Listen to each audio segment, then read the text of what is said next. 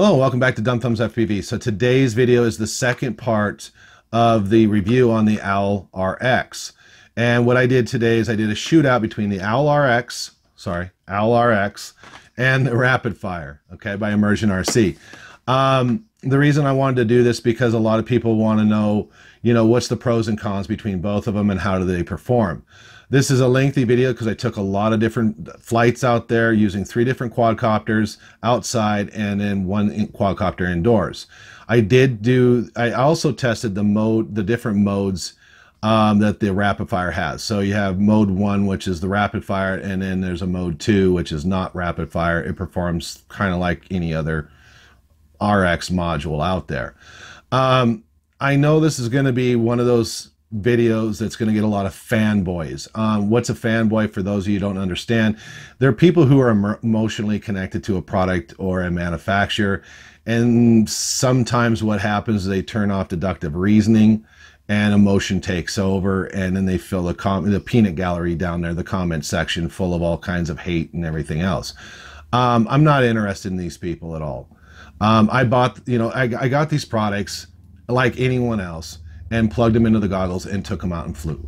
Okay, and that's what I'm showing you here. So they're going to question my methodology. My methodology is just like you. You buy the thing, you plug it in your goggles, you take it out, you fly it. That's it. You go over the different features that it has. Okay. Some of them are going to make comments like, you don't understand the RapidFire's technology. They don't understand it either. Okay, they're just parroting what ImmersionRC has put out there. None of them have done independent tests with Bell Laboratory or UL Laboratories or Boeing or Raytheon or anything else. They're parroting. That's what fanboys do. This is a non-monetized channel. I get no money for this. I'm not connected to either one of these manufacturers. They don't take me to lunch. I'm not paid to, or romanced, I guess. I don't know if paid, but romanced to hang out with the CEO or the president or whoever and try to hype up these products before they come out. There is another reviewer out there that did some shootouts. He wanted to show in what it looks like in the goggles. And I think one of the reasons why he wanted to go that extra step was because he knows the RapidFire is not 100% compatible with the Fat Shark DVR, even though it says on the box it's 100% or it's certified to work with Fat Shark goggles. I don't know what that certification process was, but apparently it wasn't very good because it does not work very well. As you will see, it does not work very well with the Fat Shark DVR. As far as antennas and stuff like that, they're the antennas I've been using for years. Okay. If manufacturers have certain preferred antennas, then they need to come out and tell people with their testing, you should use these antennas. So I'm not going to play the antenna game either. Basically, it's just like any other consumer buys the product, shoves it in the goggle, goes out and flies. That's what you're about to see. The first video, I took 3 quadcopters. The first video you're about to see, I wanted to test some distance behind some bushes and stuff. And the fastback is the most compatible with the RapidFire. With that said, and it performs very, very well with it.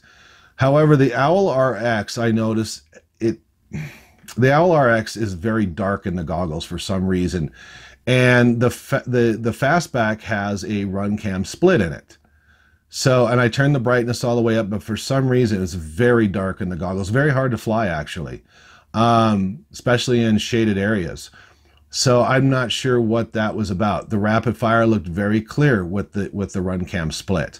The second quadcopter was the Oblivion build I just got done doing. It's on my channel if you want to see it. It has a Caddx turtle in it.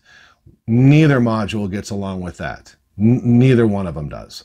And the reason I say it's got to be the camera is because pretty much everything's the same, sort of. The third quadcopter is my old GEP 139 3-inch Sparrow 3-inch, and it has a Unify Pro in it. Okay, Fat Shark, or I'm sorry, not the Fat Shark, but the RapidFire does not like it.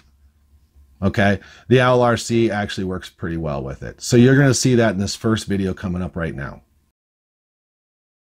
Okay, so we're in the park here. This is the first park. This is kind of a little bit of a long distance kind of thing going around the trees. You can see the rapid fire cuts in and out and stuff. A lot of that has to deal with the fact that it doesn't get along with the DVR in the Fat Shark. It was a little bit clearer than this in my goggles.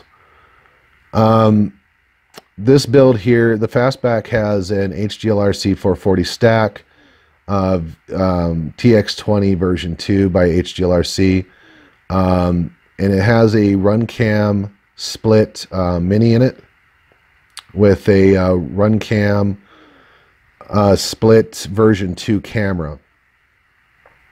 So when I go out here a distance, both modules perform pretty much the same here. They can definitely outfly the radio, which is the radio transmitter, or I'm sorry, the receiver is an FR Sky RXSR, so you're not going to get superior range on that. It's not a Crossfire. Also, too, I want to make note on both the Fastback and this here is the Oblivion build I just did. I had to turn up in post-production the brightness so you can be able to see the video here. So there was a little bit of a post-production on the OWLRC OWLRX here because it was too dark to see. This build here has a Hobbywing stack in it. It has the Hobbywing ESCs and the Hobbywing FC. The VTX is an HGLRC TX20 version 2, and it has a turtle, or I'm sorry, a Caddx turtle. Neither one of them seem to get along with the camera, and it clearly shows. Once again, I did have to turn up the brightness on the OWLRX thing, the video you're seeing here a little bit. So, but you can see they both pretty much perform the same. And I'm gonna have to go. I'm gonna have to blame it on that camera. So this here is the Sparrow 139 Sparrow GEP. This has a HGLRC flight controller in it and ESCs, and it has the TBS Unify Pro in it. It has a RunCam mini camera, micro camera. I think it's micro or mini. I think it's micro. And the reason you don't see the bars on the RapidFire is because the RapidFire does not like this quadcopter at all. And that's one of the things it does when it's not compatible with something. The bars just disappear. It is actually in mode 1 right now. You'll start to see it at the end of this clip here. The bars come back as it gets close to me because then it syncs back up. And that's what it does. What the RapidFire does is it goes out of sync, acts weird. As you can see, it's all jittery and everything else. And then it'll beep, and then it'll go back into sync. And it hasn't beeped yet. So it won't until it gets really close to me. So this quadcopter is not compatible with the RapidFire.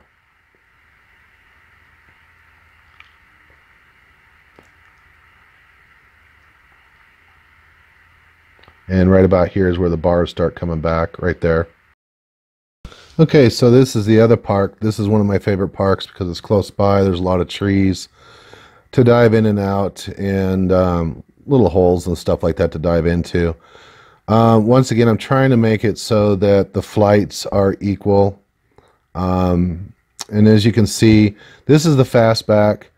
You can see the RapidFire. You can see the bars, actually, the OSD bars. They're having a hell of a time here, and now that it's got a straight shot. And normally I sit right in the middle of this park to fly, but I was on the very edge because I wanted to test the range and stuff with all of, I'm trying to get into the trees there, so there's a lot of obstacles between me and the modules.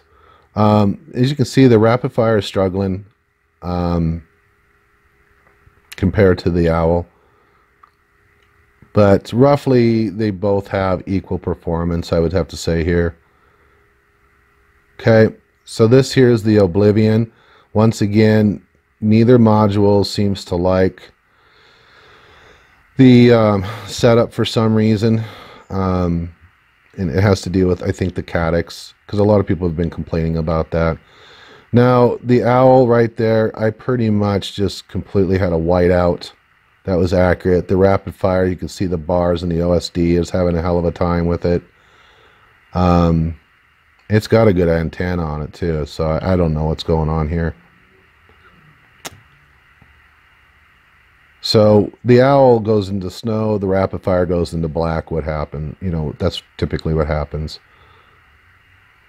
So we're going to go around again here.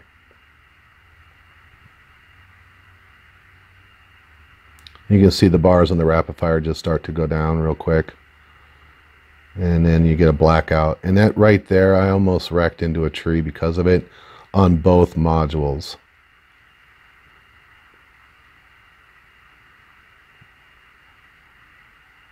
And the owl, I actually had to go up because I was completely blinded with snow at that point. So,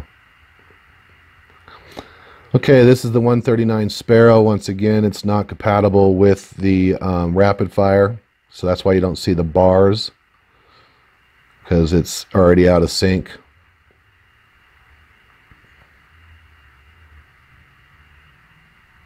And I think it pops in here in a second, but I'm not sure.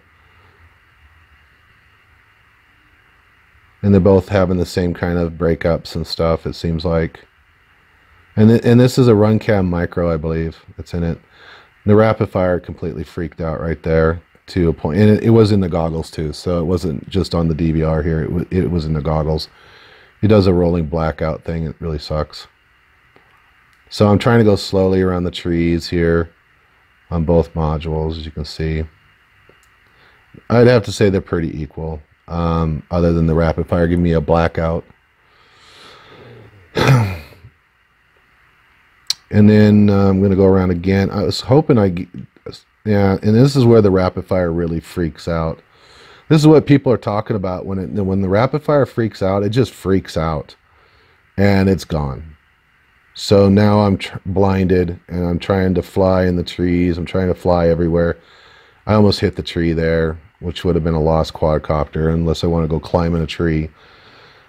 So when people talk about these scrolling, you know, these scrolling blackouts with the rapid fire, that's what they're talking about. And it blacked out. Okay, so now what I did here, this is the OWLRC versus the rapid fire, but now the rapid fire is in mode 2. Okay, and once again, this is the Oblivion with the caddx, and you can see here it's pretty equal. And the rapid fire actually, you know, for the different mode, it actually did pretty good here, but you can see a lot more breakup around the trees and stuff. So it's kind of like it's just like my other modules, you know, basically the 5808 Pro Plus with the Achilles on it. This here is the GEP 139 Sparrow that does not get along with the rapid fire, but I'm also in mode 2 on it right here, and you can see it's a little bit worse in some areas than the OWLRX, but they're relatively the same, really.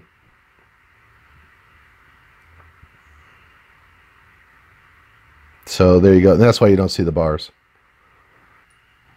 Okay, so this is up at the shop.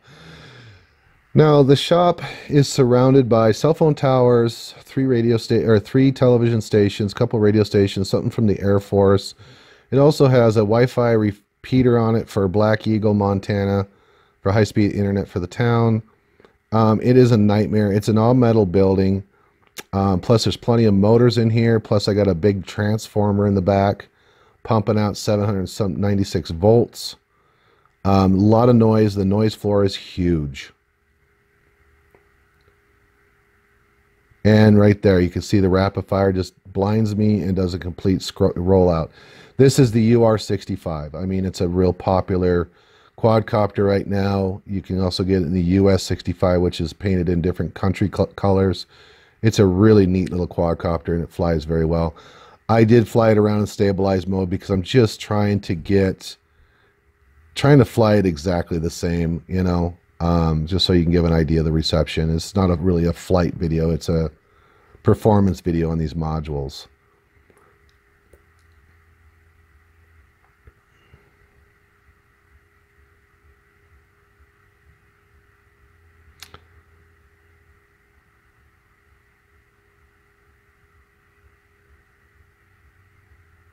So this next video, I put the rapid fire in mode 2, I believe it is, against the OWLRX.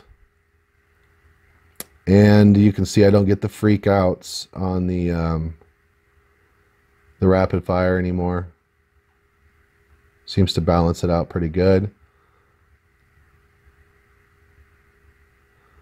And overall, I'd have to say the interference between both modules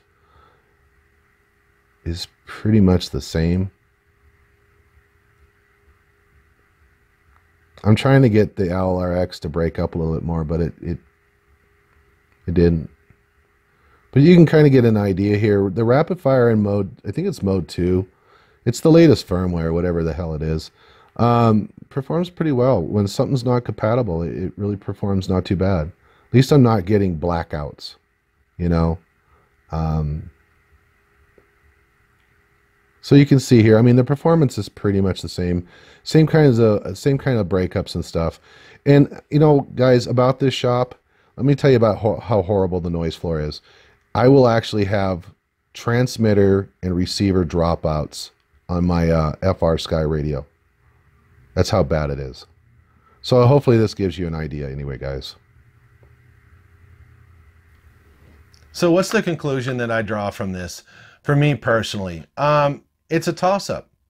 You know, there's no clear winner overall. And the reason I say that is because right now, as it sits, both of them kind of do some weird things. Like the OWLRX is very dark in my goggles when it comes to my fastback that has the run cam split in it. That's a problem because that's my favorite quadcopter. It also does the same thing with the Oblivion build I just did, which kind of sucks because I just built it, you know, and the Caddx Turtle.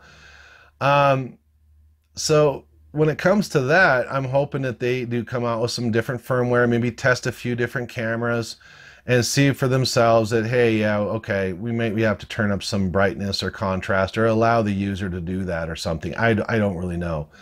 The button pushes, I've already went through that in the first video, how they need to change the timing a little bit on the button pushes because you do have to be really, really fast.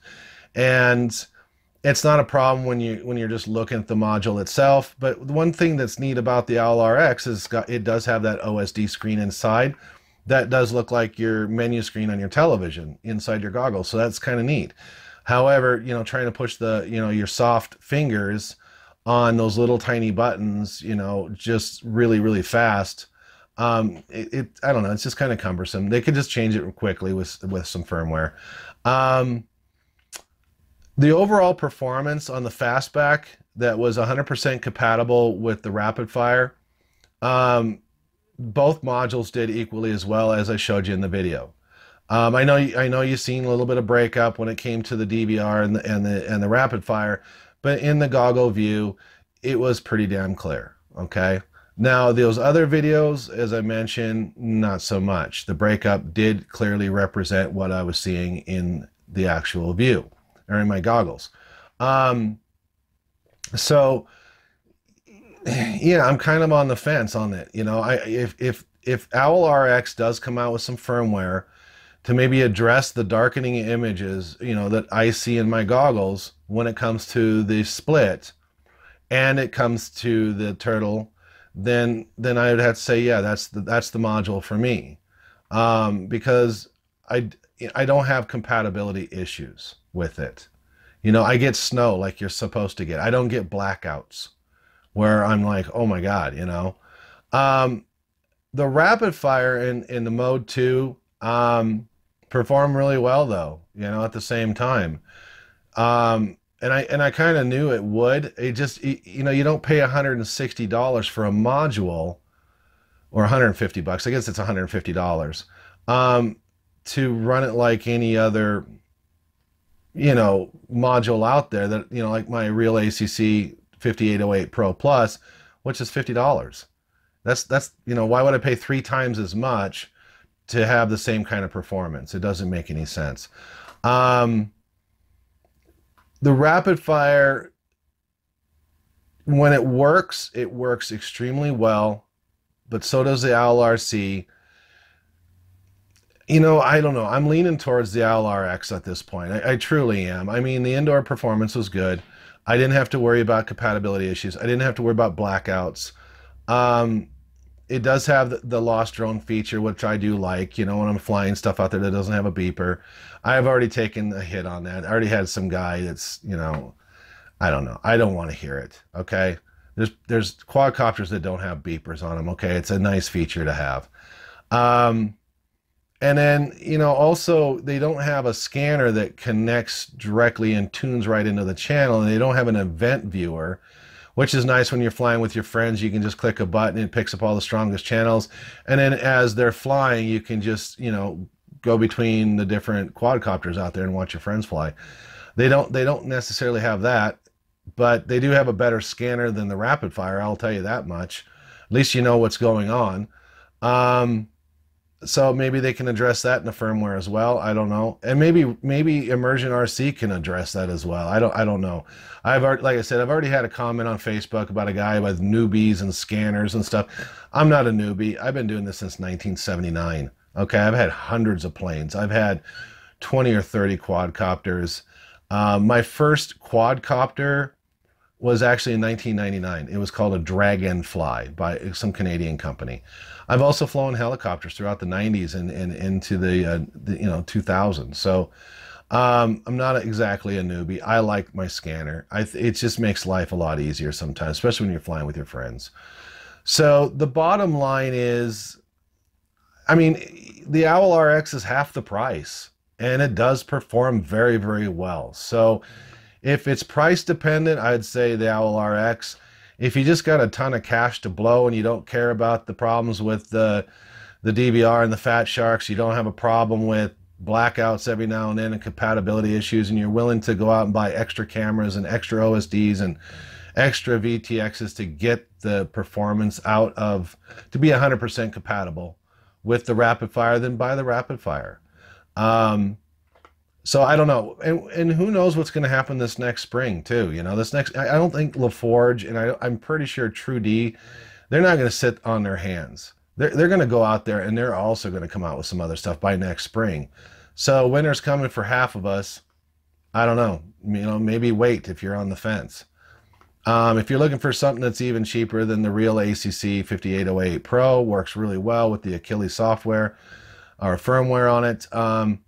So there you go, guys. I hope you gleaned something from it. It took a lot of work to edit all this stuff, and I hope you appreciate that. Please subscribe if you liked this video, and take a look at some of my other videos. So thank you very much, and have a great night.